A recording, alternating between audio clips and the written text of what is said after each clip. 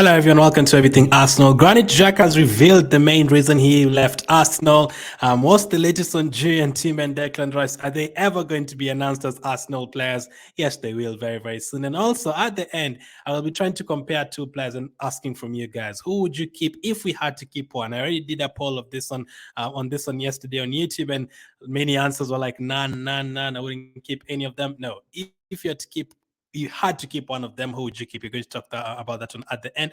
But let's start with Granit Xhaka. A lot of people have been saying, why are we selling Xhaka? Why are we letting go of Partey?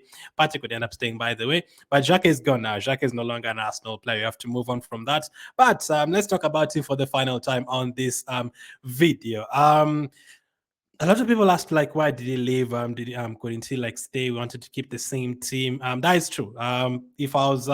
If everything could stay the same, I'd have loved it to stay the same. Keep every single player, maybe sell 2 or 3 players who are coming back from loan spells, keep the manager the same, keep the doctor the same, keep the assistant manager the same. But things have to change, as I said. The assistant manager, one of the assistants, has left Arsenal. The doctor is about to leave Arsenal as well very, very soon. So things usually have to change. Things usually change anyway every single off season. So why did Xhaka leave? According to him, he says, there was speculation everywhere that my wife was no longer happy in England. That is not at all true. The fact is that as a person, I'm always interested in new challenges. After 7 years, the time has come for something completely new. And I totally understand that. But first point from that is, I don't think it was Arteta who do wanted him out. I think it's just actually him who wanted to leave Arsenal and have a new challenge. I mean, it would have been great for him to end in the Premier League title. Many people would ask, why would you want to leave when you're really actually planning to now compete for titles for the next few years as well? You're now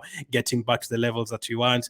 But maybe he was actually close to going back in 2019, and he was very close to going last summer as well. But I think Arteta really, really convinced him to stay. So I think if it was not actually for Arteta, Jacques would either have left back in 2019 for Germany, or he'd have left last summer for Roma. So I think Arteta actually did some convincing, and he extended Jacques' stay from 3 or 4 years to 7 years. So I think for that one, I think that we have a clear answer. It was not about Arsenal wanting him to go or the fans wanting him to go.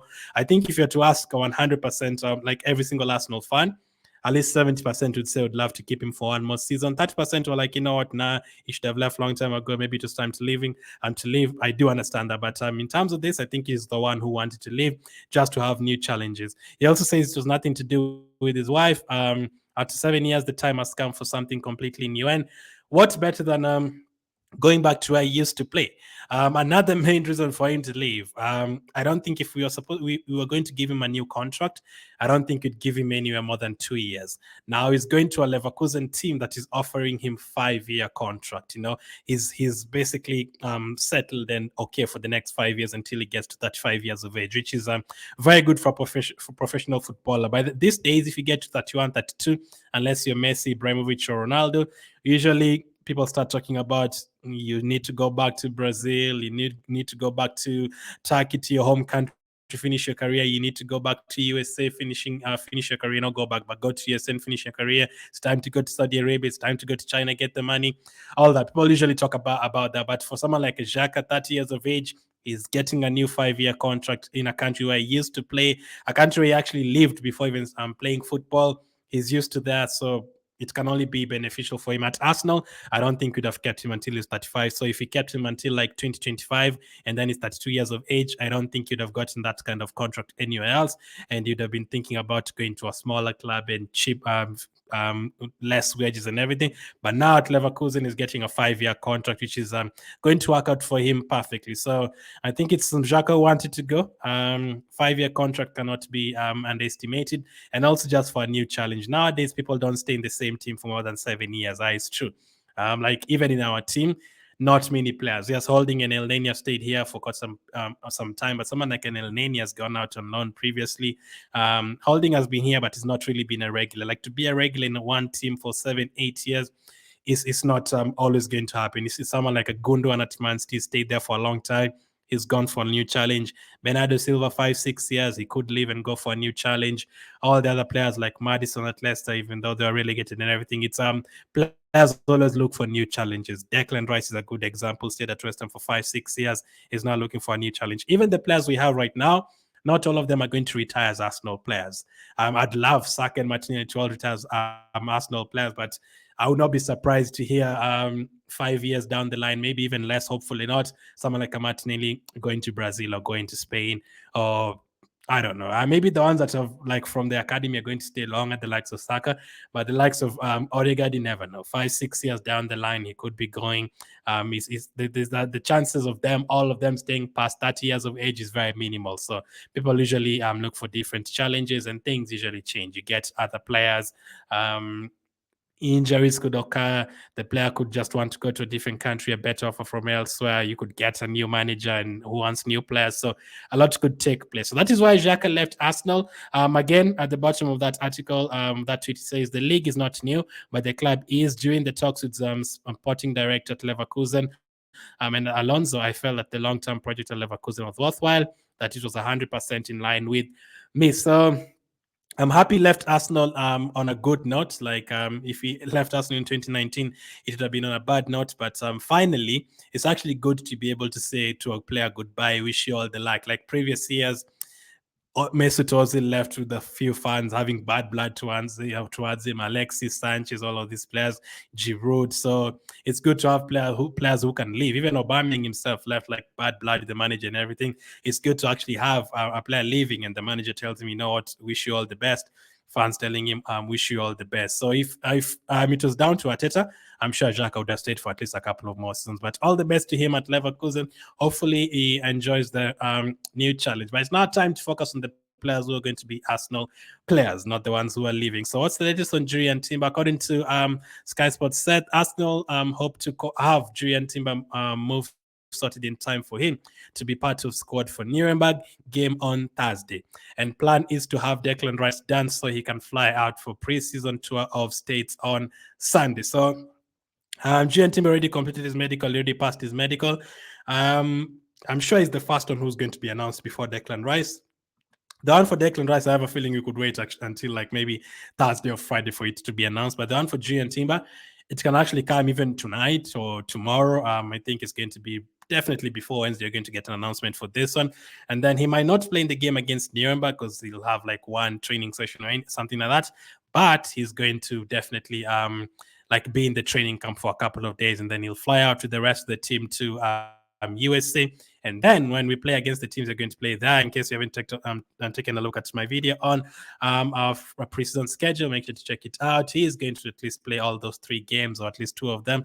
And then by the time we go back to England for the Emirates Cup and the Community Shield, he'll be settled in nicely. 1 month, 5 weeks, 6 weeks at Arsenal. He'll be ready to start the season and compete with Ben White and compete with Saliba. Exactly what you want: competition and healthy competition in our team. So as long as the medicals are done for Timber and Rice, the announcements, I mean, if you stress yourself about announcements, especially being an Arsenal fan, you're going to really be stressed. Like, we never really announce players that quickly.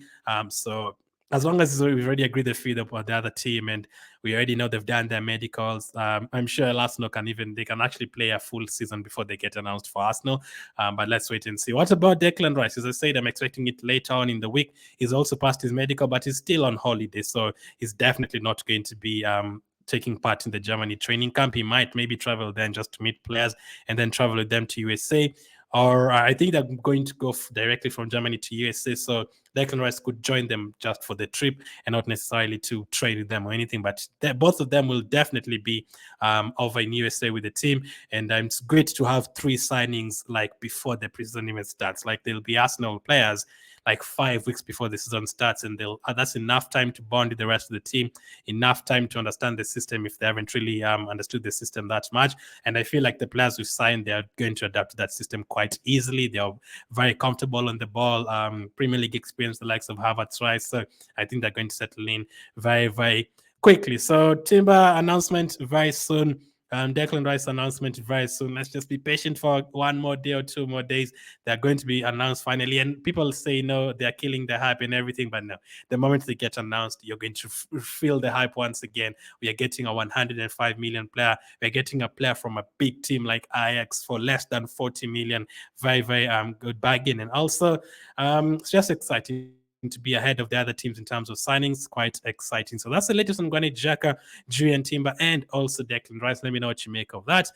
The last one was about Tavares and Lokong. I wanted to compare the two players, not necessarily compare in terms of stats or everything, but if you had the choice to keep either Tavares or Lokonga, you have to keep one. Like, not, you can't say none or you don't want any of them. If they said, listen, we have to keep one of them, they have to stay. Who would you want to keep, Tavares or Lokonga? Now, the truth between both players, as I've always said, I think it threw both of them to the deep end. I don't think Tavares was ready to start for us against like Liverpool away against Salah. I don't think Lokonga was ready to start for us away at Liverpool in the Carabao Cup that season or against Man City. We were throwing them in the deep end, but it's not the manager's fault or anything. Partey got injured and Tierney got injured and they had to play. So I think it was quite early for them to play. I have a feeling like they're only coming to like stay on the bench for the first couple of seasons and then be integrated to the team slowly. But unfortunately, they had to play in that season. And then Tavares obviously went out on loan last season to France and Marseille, and Lokonga left the club as well in January to go to Crystal Palace. So I did the poll. Most people, I think, at the moment have voted for Tavares. If you haven't and you're watching on YouTube, make sure to check the community tab. Tavares is winning the poll at the moment. So who would you keep if you had to keep one? For Tavares, if Tierney stays, then don't necessarily need any other fullbacks because we're actually being linked to other fullbacks. So will Tavares really need to be to stay? And Lokonga, at the moment, we don't have enough midfielders, but I'm expecting them to add more. So Lokonga, if you're staying as a number 8 and not as a number 6, and Tavares was staying to be like second or third choice, who would you keep between the two of them? Let me know in the comment section. Thank you for watching, and I'll catch up with you guys on the next one.